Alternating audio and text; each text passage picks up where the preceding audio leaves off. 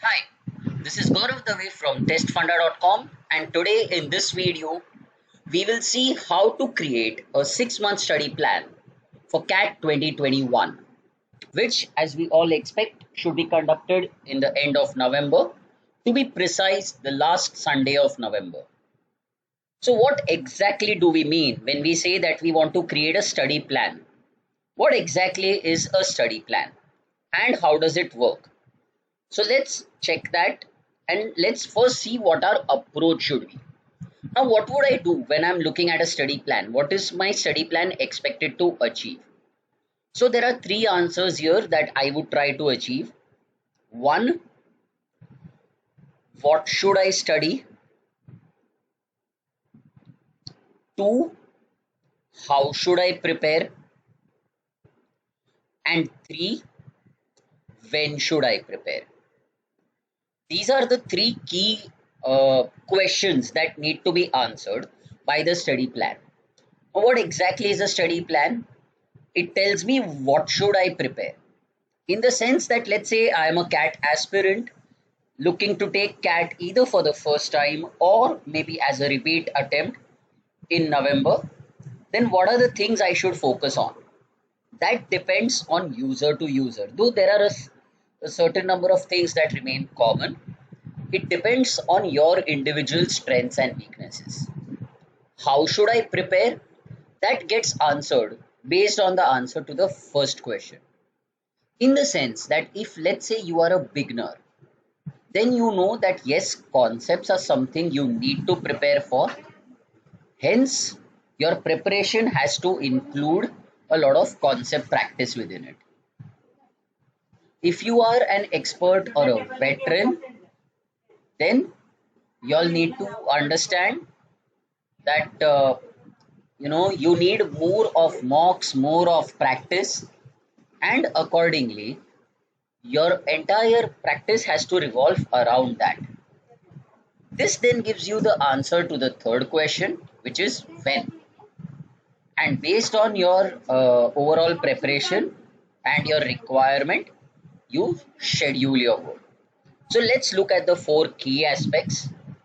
The first is identify the availability of the time. That is, today we are sitting on 1st June, 6 months away. So what is the overall time available versus what are my requirements? Now, this first aspect, time availability, I would say is constant for all students. The overall time, of course, how much time you can give is something which will vary, but the requirements are something that are variable. So this is something you need to figure out for yourself. So this would be my objective of step one. Identify total time available versus what you need. We will check that. Based on that, create a monthly breakup of time. Now, what do I mean by this? Let's say you get an idea that I have, say, 400 hours with me over the entire period now. Then how do I divide that? So out of these 400 hours, let's say I want to give 200 hours to mocks, 100 to practice, 100 to concepts. So then your study plan would change accordingly. Let's say you feel that you want to take 40 mocks, then your time taken for mocks will change accordingly, and your breakup elsewhere will also change. So when you create a study plan, you need to keep these points in mind. So when I have the overall time available, I would divide it on a per month basis into these three broad areas: concepts, practice, and testing. Now, once I've done this, my next step would be to actually create month-wise achievement targets. What do I mean by this? So let's say I have said that, okay, I plan to study for, let's say, 120 hours in June. Then is only, satisfying yourself that I studied for 120 hours in June enough? The answer is no. Let's say my work hours are 9 hours a day. Then if I tell myself that, okay, I need to work 180 hours a month or 200 hours a month, then in that case, there has to be some tangible outcome coming out of that. That at the end of 200 hours, I should have released 3 mocks. I should have released 10 sectionals and 20 videos. So that's a goal, that's a target. Similarly, as a student, you need to set targets for yourself. That if you are giving yourself 100 hours in June, out of which let's say 50 hours are for concepts, then I will complete 20 chapters. So create those achievement targets for every area. That is quant, DILR, and verbal. Okay, now finally, having done all of this, what do I mean by the fourth step, which is a follow-up? This follow-up is a step which leads me back to not only this, but also this. Because when I, let's say, have set some targets, including testing targets for the first month, then at the end of the month, I need to check, have I achieved this? To what extent? Am I effective in achieving this? And based on that, what do I need to do next month? So that is how you prepare your overall study plan. So at the end of the first month, you create a fresh schedule, and it's not a fixed schedule. It is based on your previous month's achievement and performance. So having looked at this, let's now actually start working on it. So this is the first sheet. Now for all our enrolled users, this will be separately mailed to you from our end so that you can fill it and create your own study plan. For non-enrolled users, you will need to get in touch with me and I will separately provide this sheet to you. So how does this sheet work? Now here, there are 3 parts to this sheet. The first is the static part. Now what do I mean by the static part here? I have assumed that CAT will be held on this date, which is the last Sunday of November. So we could have 1 or 2 days here and there. And today being 1st June, so when I share the sheet, this is a formula driven sheet, whatever date is there on that day. Similarly, you will get the number of days. So I know that I have 180 days left, which is nearly 6 months with me. So I can do 2 things. If you notice, this is what I would call the availability, and the table on the right is what I would call requirements. What do I mean by this? So here, or I can, in economic terms, this can be called supply. This can be called demand. So here, what do I mean by this? See, I can either start by saying that, look, I will be able to spare so many number of hours. So based on that, I go back and do my work. Or as a student, you say that, look, I need to do so much work. So for that, I need to give so many hours. So let's use both these concepts. One from, let's say, a basic student's point of view and one from a more advanced student's point of view. So let's say I have a basic student who says that, okay, let's assume that I am starting my preparation today. So how do I go about doing this? So I look at my material, whether it's Test Funda or the Test Funda comprehensive program or any other material that you have. You realize that CAT has anywhere around 80 to 90 lessons that you need to, or concepts that you need to study. So let's assume I say that, okay, there are 90 concepts that I need to study. Now for these 90 concepts, depending on the difficulty of that concept, I might need to allocate 2 hours each. So I need 180 hours here. These are called man hours. So this is one of the concepts called time and work, which you will also learn in quant.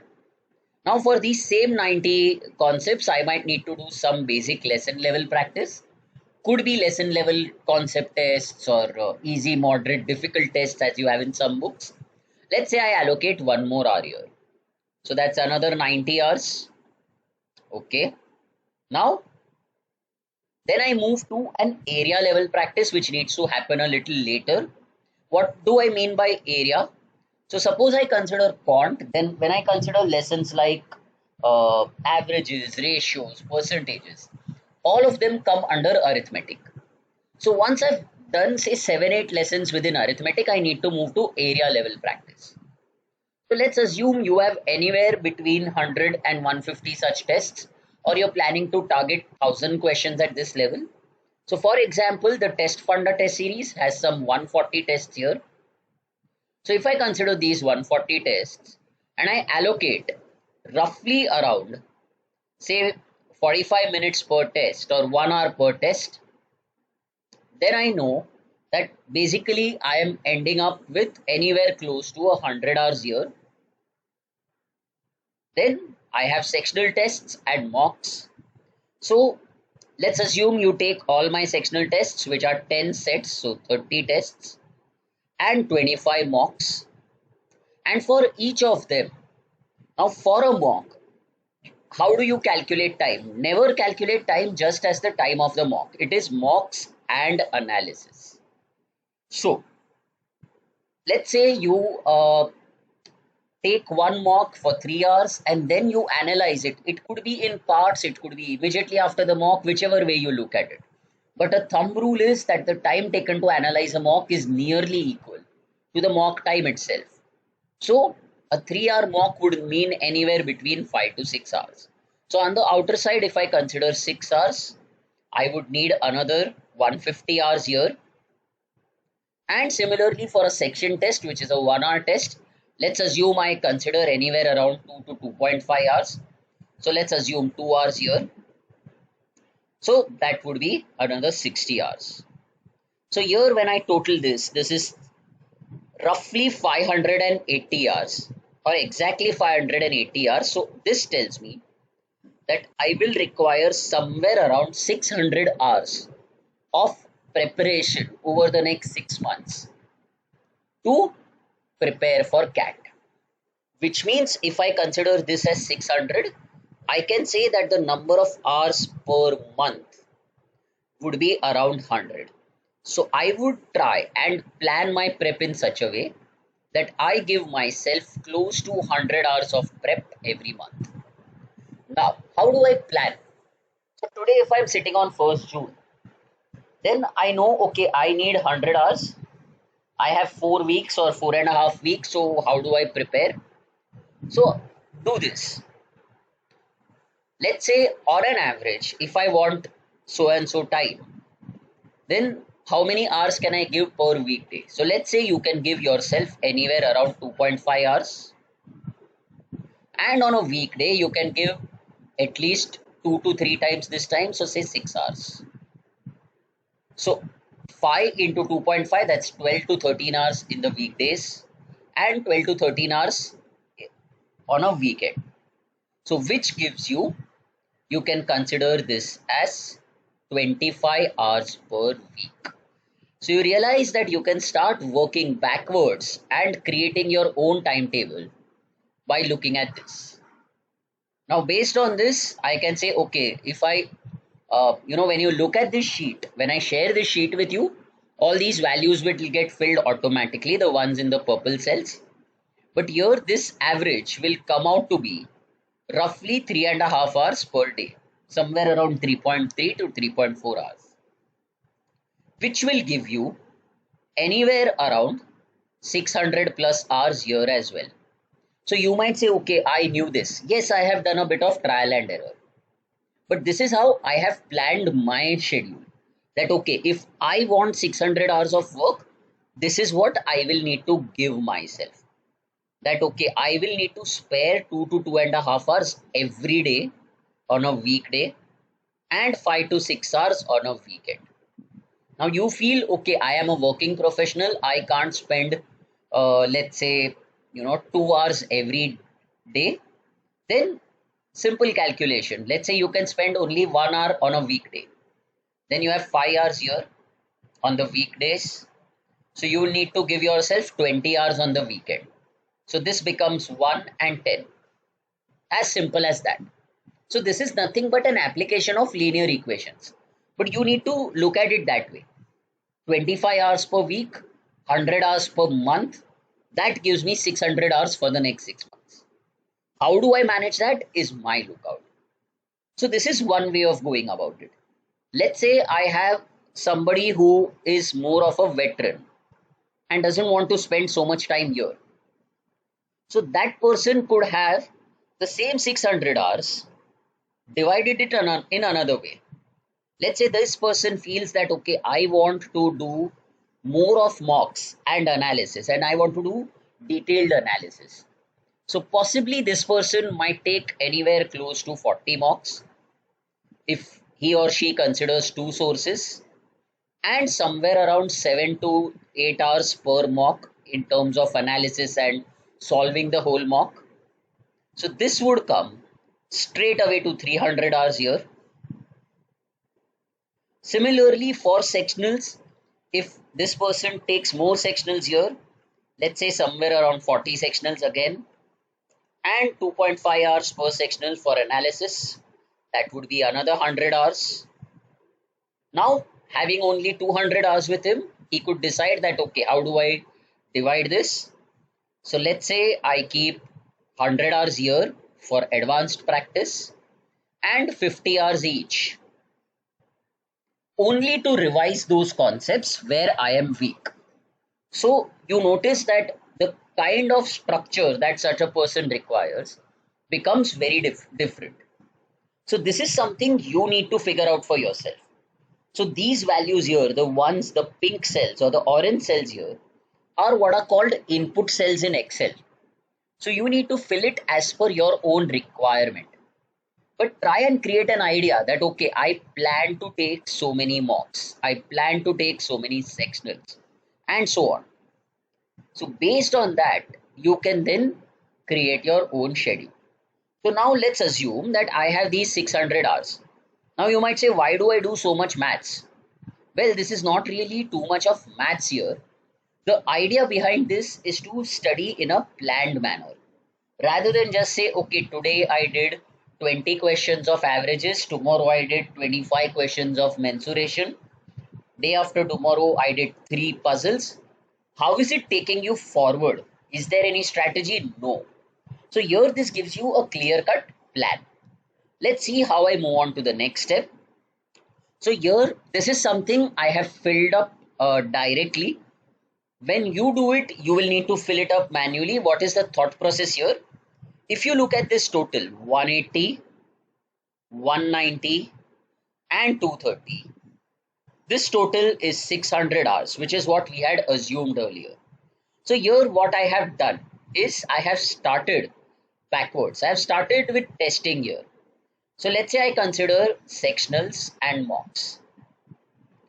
So if I am, let's say, assuming a minimum of 25 mocks, then what I've done is, let's say, 2 mocks here, 2 mocks here.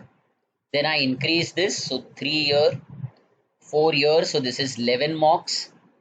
Let's say I take a mock every alternate or 3 days here, so that's another 7 to 8 mocks here. So this is 19 and 6 mocks here. Similarly for sectionals, I have 10 sets of sectionals.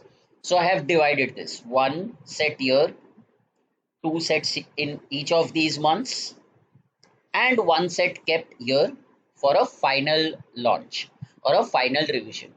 So if I then take this total, you will approximately get these hours.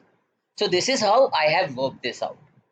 So for example, 8 mocks into 6 hours is 48 hours, and or a little more than 6 hours would mean 52 hours plus 1 sectional. So I have added a buffer here. Similarly, 48 and maybe another 2 hours. So this is not sacrosanct. When I say 50, you don't stop at 50. It's not like a sectional time. This is more like telling myself, if you see the total of each row, this is around 100, or this is exactly 100. So this is like saying that if I give myself 100 hours in June, then this will be the breakup in terms of percentage. Look at it more in terms of percentage rather than actual numbers. So tomorrow, if this becomes 80, then you should change this accordingly. So this should become around 50 hours. This should become, say, around 15 hours. This should be another 15 hours, and so on. That is how you should break it up. So you might think I'm doing a lot of maths here. No. It's not too much maths, it's just practical common sense. The thought process is that in June, my focus is on concept. I would say concept is greater than practice, and practice is greater than or equal to testing. In the sense that my key focus area would be practice or concept, and I would divide the other time equally between these two. When I come to July, the concept would go down slightly, but it would still be greater. So right now I would still be focusing more on strengthening this, and these two would still be more or less equal.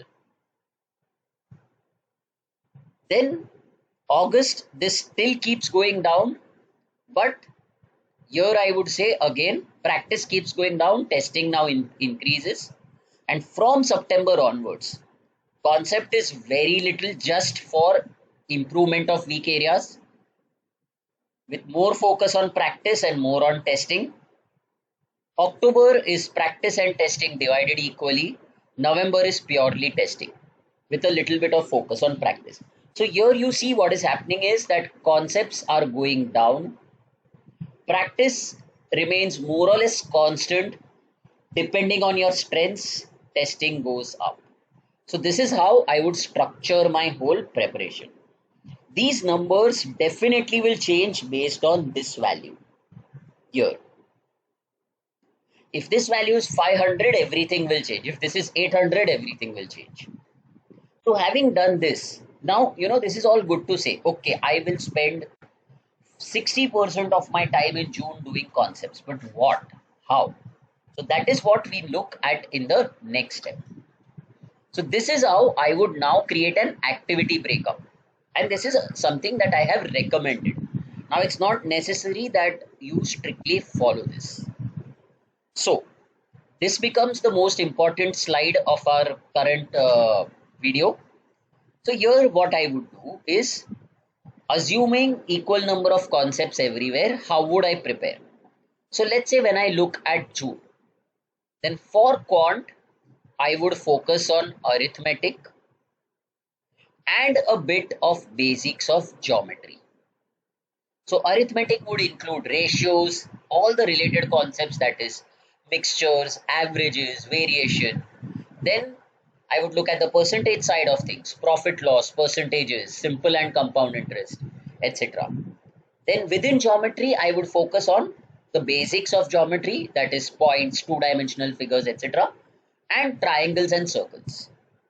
Having looked at this, the other area would be DILR, where I would try and understand the concepts of DI, and Venn diagrams, which are pure conceptual areas.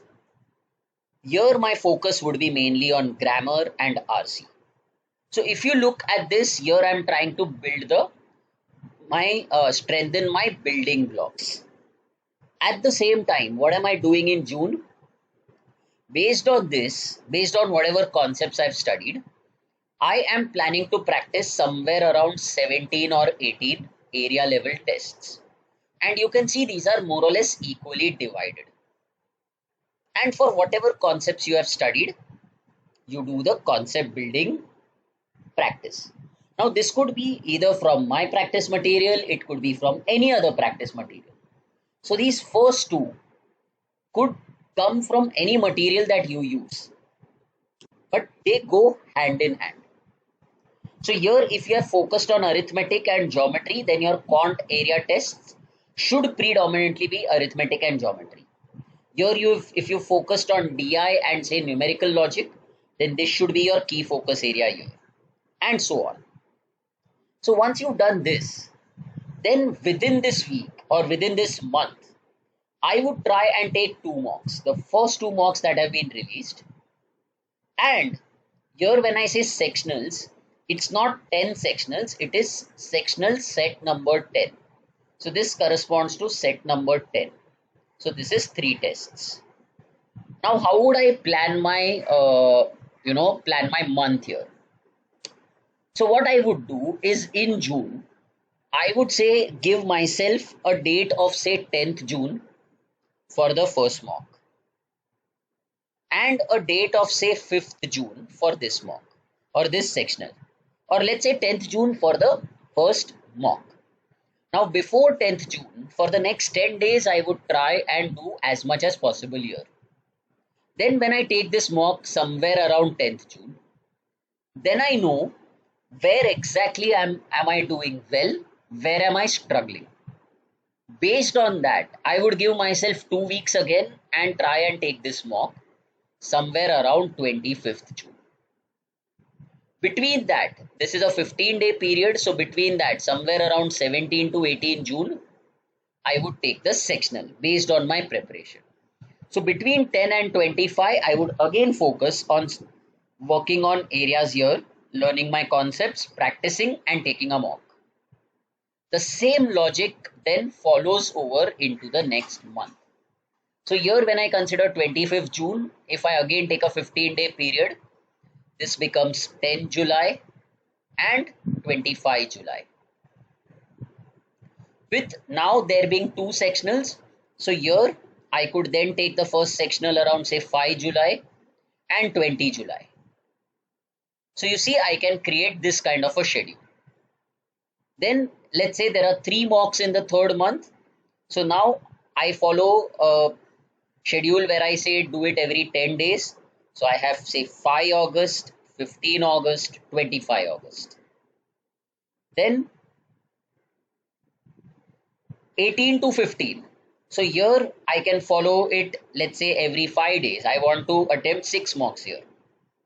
So let's assume or 18 to 15 would be 15, 16, 17, 18, 4 mocks. So again 7, 8 days, once a week. So let's say 3rd, 10th, 17th, 25th September.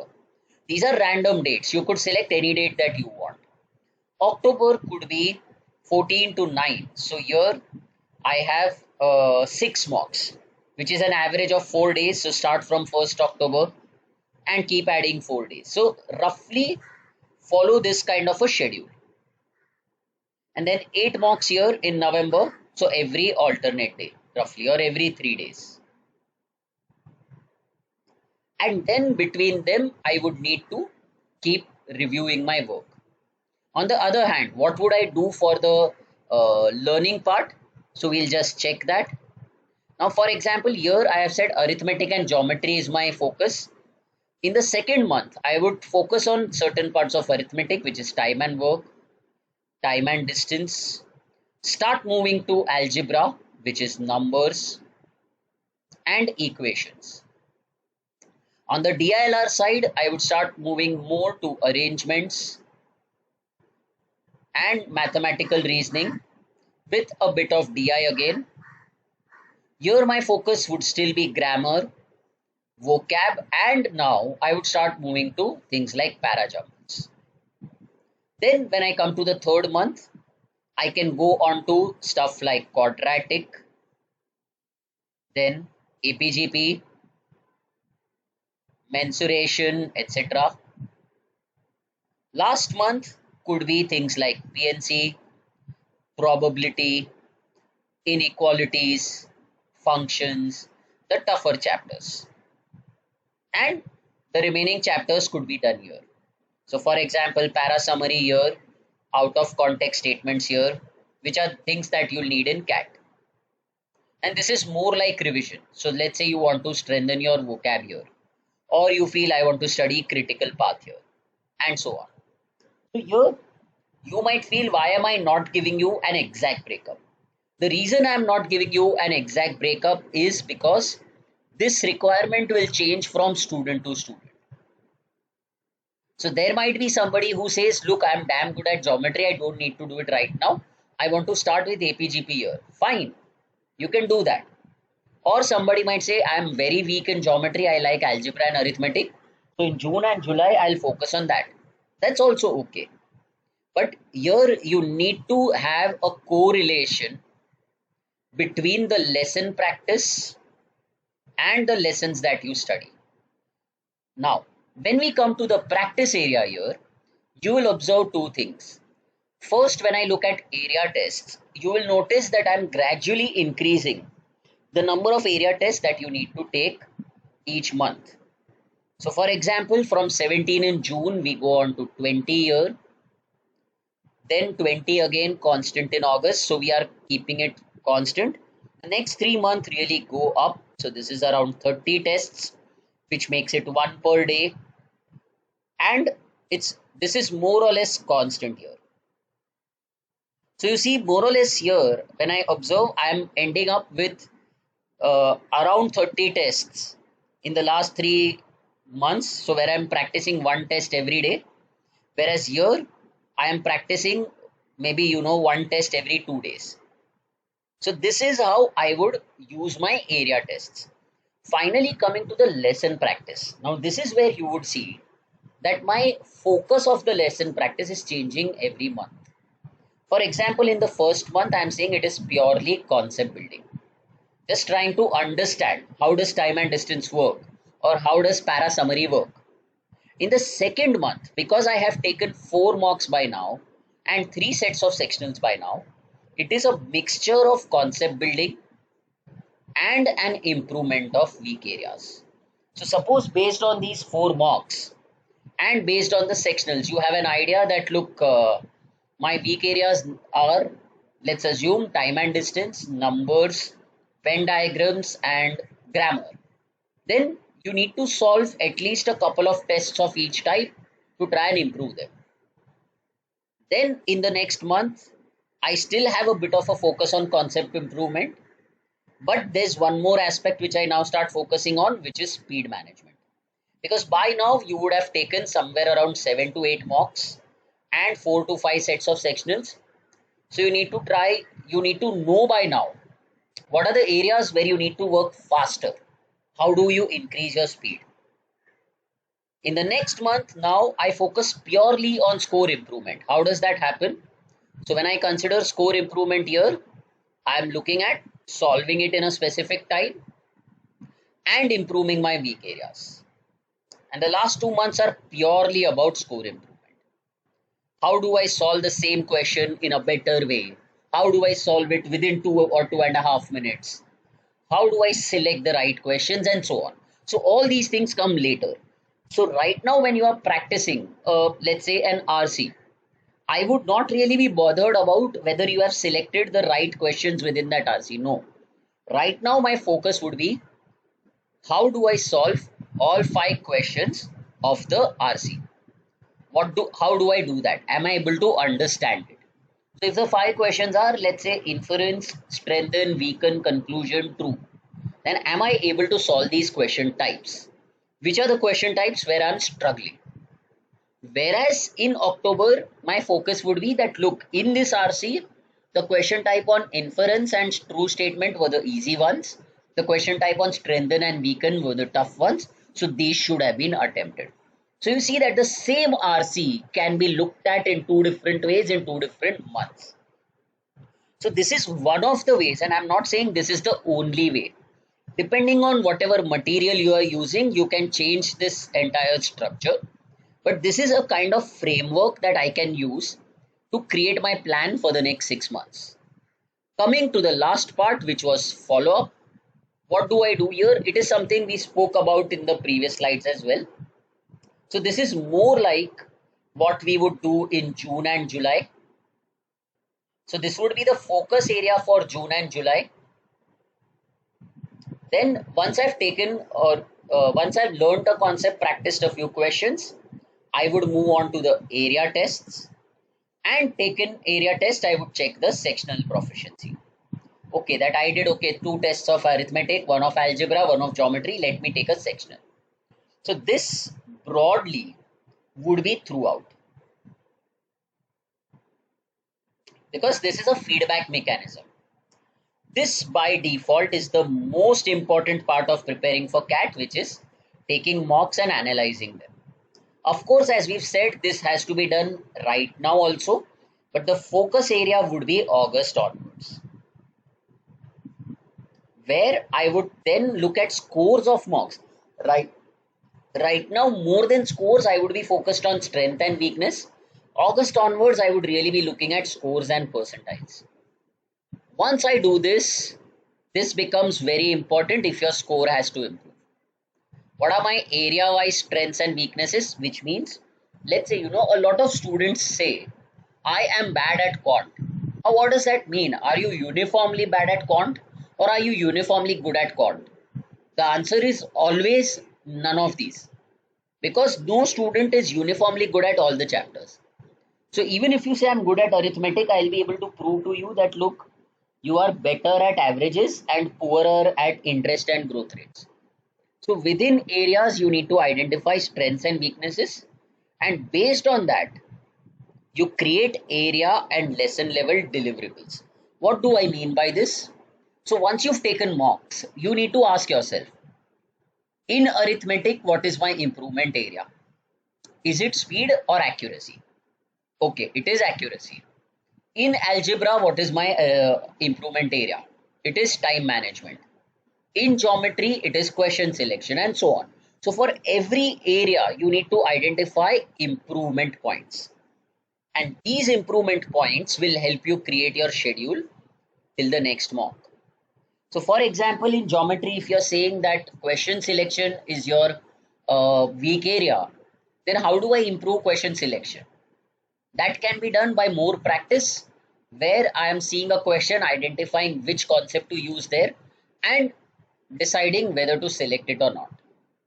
Once I've done this, I once again go back to this step and then it follows. So that is why this is a cycle. So this could have been the first slide as well. This can be here because this gives me the overall approach.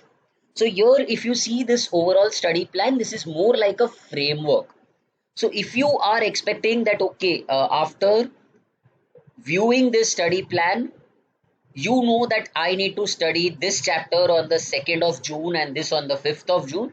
No, then that is not how it works, because you need to create your own plan, your own schedule based on your own requirements. The idea of this plan is to help you create that structure, which will be customized as per your requirements. So, as I mentioned earlier, all enrolled students till date will be mailed the Excel sheet of this plan. If you are an unenrolled student and want to know more about the study plan, please feel free to get in touch with me, Gaurav Dave at Testfunda, and I will be glad to help you. Thank you and wish you all the very best for CAT.